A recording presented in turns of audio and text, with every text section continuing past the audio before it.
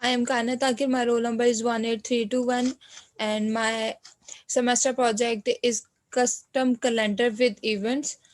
तो सबसे पहले जो है हमने लेआउट्स में सबसे पहले एक हमने लॉगिन पेज बनाया। लॉगिन पेज में हमने जो है लीनियर लेआउट्स के थ्रू जो है हमने टेक्स्ट और जो है टू एडिट टेक्स्ट लगाए और एक लॉगिन बटन लगाया है, जिसकी वजह से हम जो है लॉगिन ईमेल और पासवर्ड देंगे जो हमारी डेटाबेस में जाएगा। हमने डेटाबेस के लिए उस लॉगिन पेज की मेन एक्टिविटी में जाके डेटाबेस क्रिएट किया है।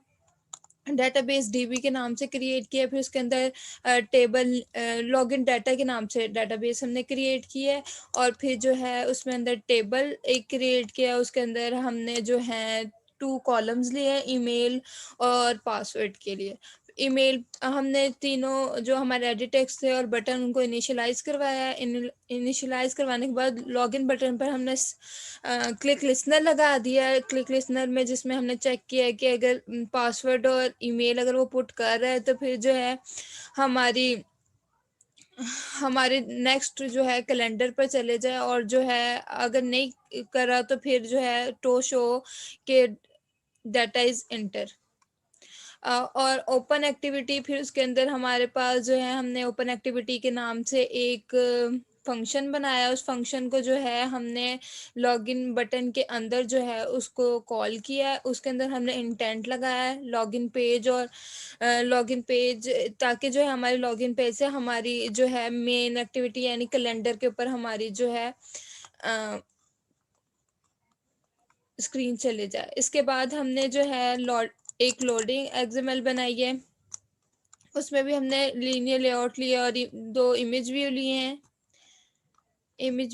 और इसके अंदर जो है हमने अपनी पसंद की जो है इमेजेस लिए हैं एक इवेंट के नाम से, और जो है ड्राइबल में हमने इस पे स्टोर की भी थी वो इमेजेस लिए हैं। उसके बाद जो है हमने फ्रैगमेंट कैलेंडर के नाम से एक एक्सएमएल बनाई है।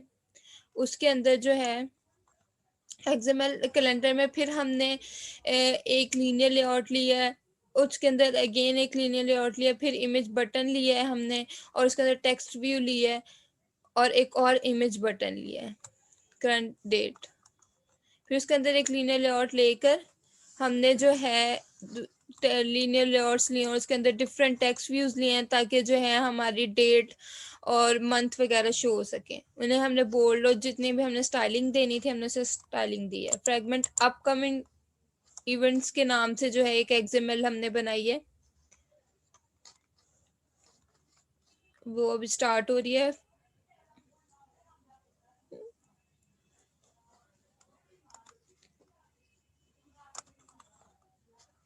स्टार्ट होने में टाइम ले लिया इसने।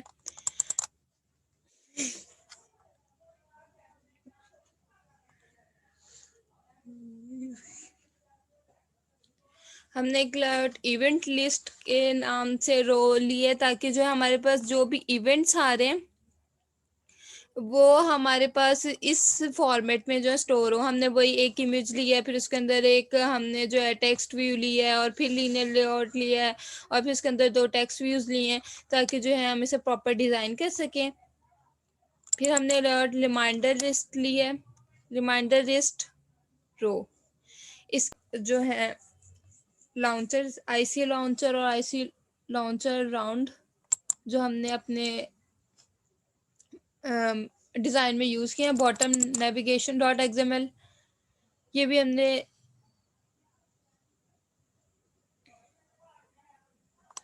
इनिशलाइजिंग हो रही है। बॉटम नेविगेशन डॉट एक्सएमएल में जो है हमने डिज़ाइनिंग की है, जिसपे हमने जो है कैलेंडर और उसके 3 डॉट शो किए हैं, जिसके अंदर जो है कैलेंडर और अपकमिंग इवेंट्स और आइटम्स डिफरेंट आइटम्स लगाए हैं मेन्यू लगाकर। हमने जो है इसमें अंदर इसके अंदर मेन्यू के अंदर जो है हमने डिफरेंट आइटम्स लगाए हैं। हम चाहते तो इसमें और भी आइटम्स जो हैं ऐड कर सकते थे, लेकिन हमने सिर्फ कैलेंडर अपकमिंग इवेंट्स और सेटिंग्स यूज़र सेटिंग्स का जो है मेन्यू वो डिज़ाइन किया है। पॉपअप पीरियड डॉट एक्सएमएल, वो हमने एक डिज़ाइनिंग एक्सएमएल जो है हमने वो रेडी किया है। इसके अंदर भी हमने मेन्यू जो है वो क्रिएट किया है। उसके अंदर हमने जो है जिस हमने पिछले बॉटम नेविगेशन में जो है हमने आइटम्स लिए थे मेन्यू के अंदर, इसी तरह हमने इसके अंदर भी आइटम्स लिए हैं different. Tool bar dot XML में भी हम के लिए भी हमने मेन्यू तैयार किया है जिसके अंदर हमने डिफरेंट आइटम्स यूज़ किए हैं।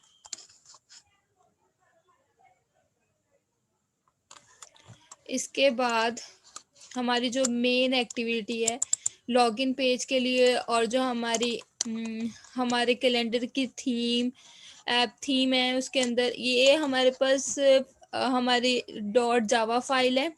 इसके अंदर हमने सारे जो है स्ट्रिंग्स यूज़ किए हैं। स्ट्रिंग्स को जो है हमने जावा फाइल में इनिशलाइज करवाया हुआ है, मतलब डिक्लेयर करवाया हुआ है। और उसके अंदर जो है हमने ऐप थीम जो है वो बताई है। फिर उसके बाद हमने डाटा फॉर्मेट को किस तरह से वो सिलेक्ट होगा, उनके क्या पैरामीटर्स हैं, हमने वो उसमें डिफाइन किए हैं। फिर उसके बाद हमने public static date convert string to data, ये भी हमारे पास एक फंक्शन है ऑलरेडी बिल्ड, इसको हमने यूज़ किया है। और इसके अंदर फिर उसके बाद हमने public static data convert string to time, ये हमने एक फंक्शन यूज़ किया है। फिर हमारे पास हमें एरे लिस्ट ली है जो हमारे जो है डिफरेंट कलर्स जो हमने यूज़ किए हैं उनको रिप्रेजेंट करी है। फिर इसके बाद हमारे पास हमारी ऐप थीम है।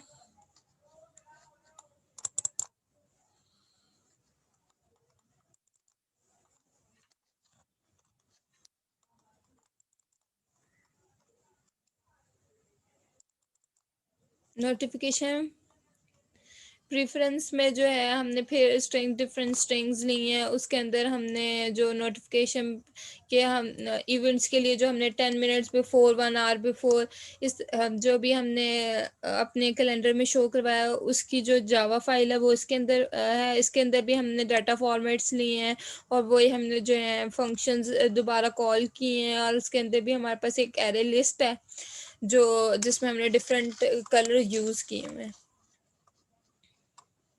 सर अगर हमारी जो एंड्रॉयड मैनिफेस्ट डॉट एक्सएमएल की फ़ाइल है उसके अंदर जो है हमने डॉट एक्सएमएल की फ़ाइल है उसके अंदर जो हमने इंटेंट फ़िल्टर है जिससे हमारी लॉगिन पेज को हमें पहले शो होना चाहिए, उसकी वजह से जो हमने इंटेंट फ़िल्टर हमारी लॉगिन पेज के अंदर जो है कॉपी पेस्ट किया है वहाँ से कट करके, ताकि जो है हमारी लॉगिन पेज वाली स्क्रीन पहले शो हो। और फिर हम जब लॉगिन पर क्लिक करें जो हमने मेन लॉगिन पेज की मेन एक्टिविटी में काम किया था जावा फाइल में कि जो हमारी इंटेंट है अगर वो चले तो फिर जो हमारे कैलेंडर है उसकी स्क्रीन शो हमें हो जाए।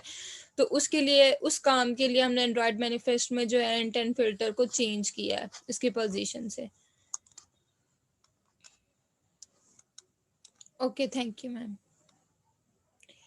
इसकी आउटपुट जो है हम स्क्रीन रिकॉर्ड करेंगे।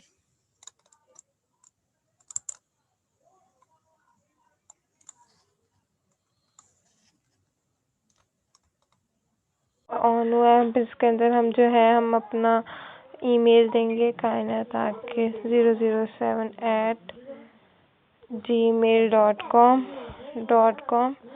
इसके बाद जो हम अपना पासवर्ड देंगे। मैं अपना पासवर्ड खुद इंक्रिप्ट नहीं किया ताकि दिखा सकें कि हम कोई भी पासवर्ड जो है ऐड कर सकते हैं, लेटर्स में भी और नंबर्स में भी। इसके बाद जब हम लॉगिन पेज पर क्लिक करेंगे तो हमारी जो है कैलेंडर जो है स्टार्ट हो तो हमारी स्प्लैश स्क्रीन शो। उसके बाद जो है हमने एक कैलेंडर बनाना था जिसमें हमें इवेंट नोटिफिकेशन शो हो। फॉर एग्जांपल आज 29 दिसंबर है, मैं इवेंट शो करवाना चाहती हूँ जो मैंने इसके अंदर ऐड किया। फॉर एग्जांपल आज 29 दिसंबर है तो मैंने जो है इस पर क्लिक किया। अभी हमारे पास कोई इवेंट नहीं है इसलिए कोई डिस्प्ले नहीं हो रहा। अब मैंने क्रिएट इवेंट पे क्लिक किया और मैंने जो है सबसे पहले इवेंट का टाइटल रखा कायनात बर्थडे, जो है इसका टाइटल रख लिया मैंने। उसके बाद मैंने टाइम सेलेक्ट किया।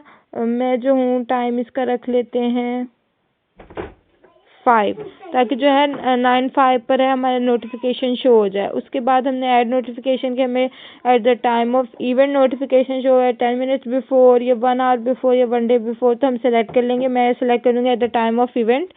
इसके बाद रिपीट 1 टाइम ही रहने दूँगी मैं इसे। हम कुछ भी सिलेक्ट कर सकते हैं। इसमें हम एड्स भी, नोट्स भी ऐड कर सकते हैं और नोट कलर भी हम जो है चेंज कर सकते हैं। फॉर एग्जांपल ये मैंने चेंज कर दिया। इसके बाद हम गूगल लोकेशन भी जो है वो भी सिलेक्ट कर सकते हैं। फॉर एग्जांपल यहाँ से मैंने कोई भी लोकेशन भी सिलेक्ट कर सकते हैं और यहाँ पे जो है हम फ़ोन नंबर भी ऐड कर सकते हैं और ईमेल भी सेंड कर सकते हैं। इसके बाद मैंने सेव कर दिया इस नोट को। अब यहाँ पर एक हमारे पास कायनाज बर्थडे के नेम से एक इवेंट जो है हमारे पास ऐड हो चुका है। हम अब हमें इसका इवेंट भी शो होगा। अब इसके बाद जो है हमारे पास ही कायनात बर्थडे का एक इवेंट हमारे पास यहाँ पे शो हो रहा है। इससे हम यहाँ पे से एडिट भी कर सकते हैं, डिलीट भी कर सकते हैं, शेयर भी कर सकते हैं और मेल भी कर सकते हैं।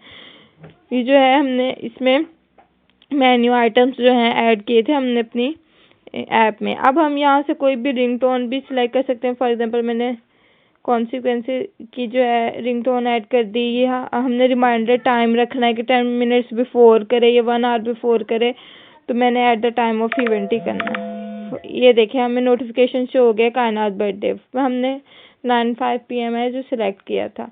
इसके बाद हम अपनी ऐप थीम भी रख सकते हैं कि इंडिगो या हमारे पास डार्क हो तो हम इंडिगो भी सिलेक्ट कर सकते हैं।